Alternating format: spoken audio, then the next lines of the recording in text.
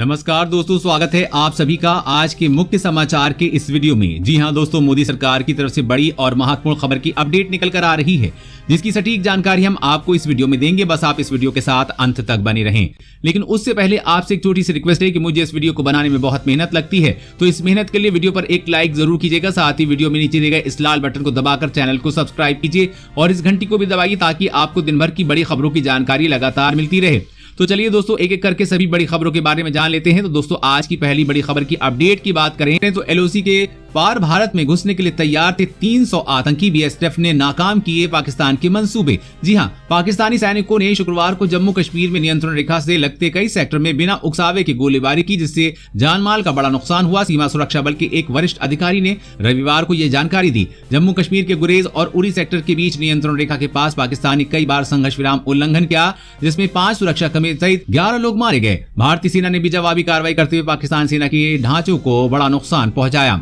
पाकिस्तान की गोलीबारी से सेना के 4 कर्मी और सीमा सुरक्षा बल का 1 जवान शहीद हो गया तथा 6 नागरिकों की जान चली गई। बीएसएफ के महानिरीक्षक ने कहा कि पाकिस्तान ने बिना किसी उकसावे के भारी गोलीबारी की है, लेकिन सेना एवं बीएसएफ ने बहादुरी से उसका मुकाबला किया एवं उन्हें मुंहतोड़ जवाब दिया। पाकिस्तान की कई सुरक्षा चौकियां ध्वस्त कर दी हैं। साथ उन्हें कहा कि भारतीय क्षेत्र में घुसने के लिए नियंत्रण रेखा के पार करीब 250 से 300 आतंकवादी तैयार थे। उन्होंने कहा कि बीएसएफ समेत सुरक्षा बल उनकी मंशा नाकाम करने में सफल रहे हैं और हम ऐसा करते रहेंगे, क्योंकि पाकिस्तान अपनी हरकतों से बाज नहीं आने वाला है। और अगली बड़ी खबर की बात करें तो व्हाट्सएप में जल्द आएगा face unlock feature, phone change करने पर भी करेगा काम। जी हां, व्हाट्सएप आए दिन अपने यूजर्स के लिए नए नए फीचर्स अपडेट कर लाता रहता है। वहीं अब खबर है कि ऐप में बहुत जल्द नया फीचर फेस अनलॉक आने वाला है। ऐसे में एंड्रॉइड यूजर्स अभी तक फिंगरप्रिंट लॉक ही यूज करते थे, लेकिन अब उन्हें जल्द ही फेस अनलॉक की भी फैसिलिटी मिलने वाली है। वहीं iOS के लिए व्हाट्सएप में पहले से ही फेस अनलॉक फीचर दिया जा चुका है। हालांकि ये फीचर कब लॉन्च होगा इसकी आधिकारिक जानकारी सामने नहीं आई है, लेकिन माना जा रहा है कि जल्द ही फीचर एंड्रॉइड यूजर्स के लिए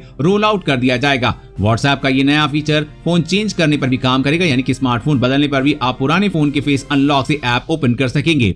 और अगली बड़ी खबर की बात करें तो खाद बीमा भी साथ। इफ्को फर्टिलाइजर के हर कट्टे पर दुर्घटना बीमा। जी हां, रबी सीजन शुरू हो चुका है और उत्तर भारत में गेहूं की बुआई का काम तेजी से चल रहा है। गेहूं की अच्छी पैदावार के लिए किसान उर्वरकों का इस्तेमाल करते हैं। उर्वरक खेत की मिट्टी को पोषक तत्व देने और फसल बढ़ाने का काम करते हैं। साथ ही किसानों की सुरक्षा भी मुहैया कराते हैं। विश्व की सबसे बड़ी उर्वरक सहकारिता संस्था है इफ्को। खाद के हर कट्टे पर बीमा कवरेज भी देती है। उर्वरक के कट्टों पर मिलने वाले दुर्घटना बीमा के तहत एक्सीडेंट में मृत्यु होने पर प्रभावित परिजनों को 1 लाख रुपए का भुगतान किया जाता है। बीमा की ये राशि प्रभावित परिवार के खाते में सीधे ट्रांसफर की जाती है। इफ्को द्वारा दिए जाने वाले इस दुर्घटना बीमा का दावा करने के लिए प्रभावित किसान के पास उर्वरक खरीदने की रसीद होनी चाहिए। किसान के पास जितने कट्टों की रसीद होगी उसी हिसाब से बीमा राशि का भुगतान किया जाएगा। और अगली बड़ी खबर की बात करें तो कोरोना महामारी को खत्म कर देगी फाइजर की कोविड वैक्सीन, इस साल के अंत तक लाने की तैयारी। जी हां, अग्रणी दवा कंपनी फाइजर और बायोएनटेक द्वारा विकसित की जा रही नई कोविड टीके को सब कुछ ठीक होने पर इस साल के अंत में या अगले साल की शुरुआत में उपलब्ध कराना शुरू कर दिया जाएगा। पिछले सप्ताह बायोएनटेक और सह निर्माता फाइजर ने कहा था कि उसके टीके के विश्लेषण से पता चला है कि ये 90% से अधिक लोगों को कोविड-19 से बचाने में कारगर हो सकता है। लगभग 43,000 लोगों ने जांच में भाग लिया है। बायोएनटेक के सह संस्थापक ने बताया कि अगले साल अप्रैल तक दुनिया भर में 30 करोड़ से अधिक खुराक उपलब्ध कराने का लक्ष्य है। साथ ही ये पूछे जाने पर कि क्या ये टीका बुजुर्ग लोगों ने उतना ही प्रभावी है जितना कि युवा लोगों में, उन्होंने कहा कि उन्हें अगले 3 हफ्तों में इस संबंध में और बेहतर जानकारी मिलने की उम्मीद है। ये टीका उन 11 टीकों में से एक है जो वर्तमान में परीक्षण के अंतिम चरण में है। और अगली बड़ी खबर की बात करें तो अब होकर रहेगी जंग। पाकिस्तान ने 70 साल पुरानी विवाद को दी हवा, भारत देगा सजा। जी हां, पाकिस्तान अपनी गलत हरकतों को से बाज नहीं आ रहा है। सीज फायर का उल्लंघन करने पर उसके आधा दर्जन से अधिक सैनिक मारे जा चुके हैं। उसके बावजूद वो सुधरने का नाम नहीं ले रहा है। इसी कड़ी में उसने एक और नापाक हरकत की है, जिसकी भारी कीमत आगे चलकर उसे चुकानी होगी। दरअसल पाकिस्तान आज पीओके यानी कि पाकिस्तान अधिकृत कश्मीर के एक हिस्से में गिलगित बाल्टिस्तान में चुनाव करा रहा है, जो कि भारत के जम्मू कश्मीर का एक हिस्सा है। पाकिस्तान इस इलाके पर पिछले 70 सालों से कब्जा जमाए बैठा हुआ है। इसे लेकर भारत ने कड़ा एतराज जताते हुए कहा है कि पाकिस्तान को इस क्षेत्र में चुनाव कराने का कोई हक नहीं है। इतना ही नहीं, भारत ने पाकिस्तान को कड़ी चेतावनी दी है। भारत सरकार का कहना है कि रणनीतिक रूप से गिलगित बाल्टिस्तान क्षेत्र भारत में केंद्र शासित प्रदेश जम्मू कश्मीर का हिस्सा है, जिस पर पाकिस्तान ने अवैध रूप से कब्जा किया हुआ है। भारत जल्दी इसे लेकर ठोस कदम उठाएगा। और अगली बड़ी खबर की बात करें तो अभी और बढ़ सकते हैं सरसों के तेल के दाम, जानी कब मिलेगी राहत। जी हां, कोरोना वायरस के इस संकट में आम आदमी की मुश्किलें लगातार बढ़ती जा रही हैं। अब खाने के तेल की महंगाई ने चिंताएं बढ़ा दी हैं। तेल कारोबारियों की माने तो अब तेल के दाम 160 के पार जा सकते हैं। शादी ब्याह का साहलक शुरू हो जाएगा, तेल की डिमांड भी बढ़ जाएगी। वहीं ब्लेंडिंग यानी कि मिलावट बंद होने के चलते प्योर सरसों का तेल से इस रेट में कोई मुनाफा नहीं निकल सकेगा, इसलिए रेट बढ़ाना मजबूरी होगी। वहीं इंटरनेशनल लेवल पर भी दूसरे तेलों के दाम बढ़ने का असर सरसों के तेल पर भी पड़ रहा है। पिछले एक साल के अंदर दामों में 25 से 30% की बढ़ोतरी देखने को मिली है। पिछले साल सरकार ने पाम ऑयल के आयात पर रोक लगा थी, जिससे इस साल पाम ऑयल का आयात 14% गिरा है, जिसका असर भाव पर साफ दिख रहा है। तेल के रेट कारोबारी ने बताया कि पिछले 15 दिनों में सरसों के तेल के दाम 15 से 20 रुपए बढ़ चुके हैं। थोक बाजार में ऐसी आशंका है कि सहालक शुरू होते ही देवोत्थान में ये दाम 10 रुपए किलो तक और बढ़ सकते हैं। और अगली बड़ी खबर की बात करें तो 1 जनवरी 2021 से टोल प्लाजा पर फास्टैग अनिवार्य, जानिए कैसे मिलेगा फास्टैग। जी हां, भारत सरकार के सड़क परिवहन और राजमार्ग मंत्रालय ने एक नोटिफिकेशन जारी किया है, जिसमें 1 जनवरी से सभी 4 पहिया वाले वाहनों के लिए फास्टैग को अनिवार्य कर दिया गया है। पूरे देश में सरकार फास्टैग के जरिए टोल प्लाजा से 100% भुगतान प्राप्त करना चाहती है और टोल प्लाजा पर कैश लेन देन को पूरी तरह से खत्म करना चाहती है। आपको बता दें कि इस समय देश के 80% टोल प्लाजा पर फास्टैग की सुविधा है, जिसे सरकार दिसंबर अंत 100% करना चाहती है। ऐसे में यदि आपने अपने वाहन पर फास्टैग नहीं लगवाया तो आपको हाईवे पर असुविधा हो सकती है। National highway authority of India के अनुसार FASTag e commerce website Amazon, Flipkart, Snapdeal और पेटीएम पर उपलब्ध हैं। इसके अलावा आप फास्टैग को बैंक और पेट्रोल पंप से भी खरीद सकते हैं। बैंक से फास्टैग खरीदते समय आप ध्यान रखें कि जिस बैंक में आपका खाता है उसी बैंक से आप फास्टैग खरीदें। आप फास्टैग को बैंक से 200 रुपए में खरीद सकते हैं। और अगली बड़ी खबर की बात करें तो ब्रह्मोस सुपरसोनिक क्रूज मिसाइल की शक्ति प्रदर्शन को तैयार भारत। जी हां, चीन के साथ तनातनी के बीच Bharat BrahMos supersonic cruise missile का शक्ति प्रदर्शन करने को तैयार है। महीने के अंत तक तीनों सेनाएं हिंद महासागर क्षेत्र में मिसाइल सिस्टम की कई टेस्ट को अंजाम देंगी।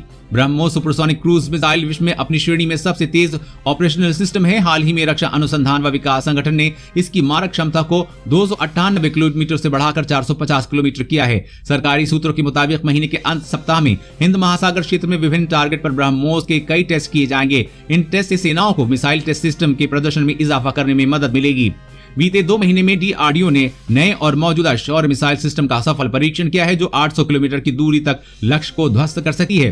हाल ही में वायुसेना ने बंगाल की खाड़ी में सुखोई 30 लड़ाकू विमान में ब्रह्मोस सुपरसोनिक मिसाइल से पुराने युद्धपोत को ध्वस्त किया। वहीं पिछले महीने नौसेना के आईएनएस चेन्नई से ब्रह्मोस मिसाइल का सफल परीक्षण किया गया था।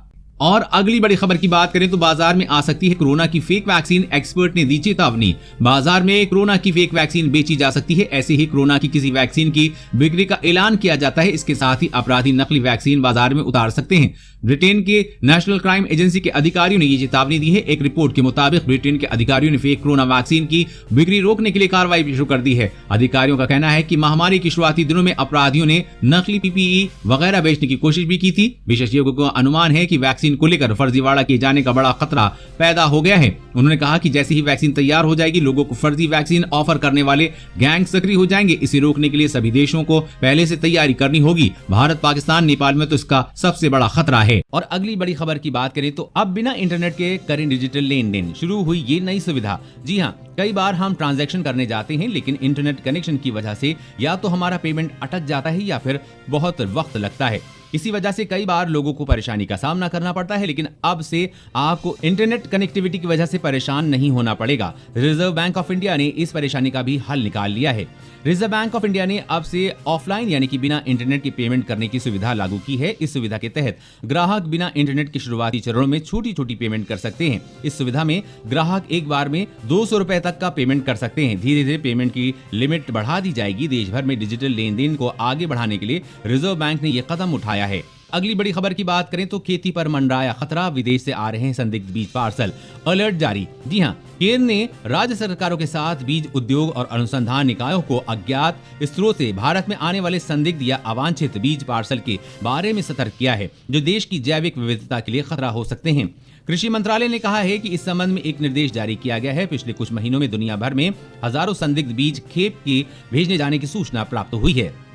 इसे बीज आतंकवाद बताया जा रहा है, जिसे पूरी दुनिया में फैलाया जा रहा है। भारत सरकार ने इसे लेकर चेतावनी जारी की है और कृषि मंत्रालय ने कहा है कि अनचाही या रहस्यमय सीड पार्सल भारत की जैव विविधता के लिए खतरा हो सकता है। इसलिए सभी राज्यों के कृषि विभाग, राज्य कृषि विश्वविद्यालयों, बीज संघों, राज्य बीज प्रमाणन एजेंसियां, बीज निगमों, भारतीय कृषि अनुसंधान परिषद के साथ साथ उनके अपने फसल आधारित शोध संस्थानों को संदिग्ध बीज पार्सल के बारे में सतर्क रहने का निर्देश दिया गया है। दोस्तों, आज की खबरों में बस इतना ही। इसी तरह हर रोज काम की खबरें जानने के लिए आप हमेशा हमारे साथ जुड़े रहिए। हमारे साथ जुड़ने के लिए वीडियो के नीचे दिए गए इस लाल बटन को दबाइए और साथ ही इस घंटी को भी दबाइए ताकि आपको हर खबर की सटीक जानकारी मिल सके। जय हिंद।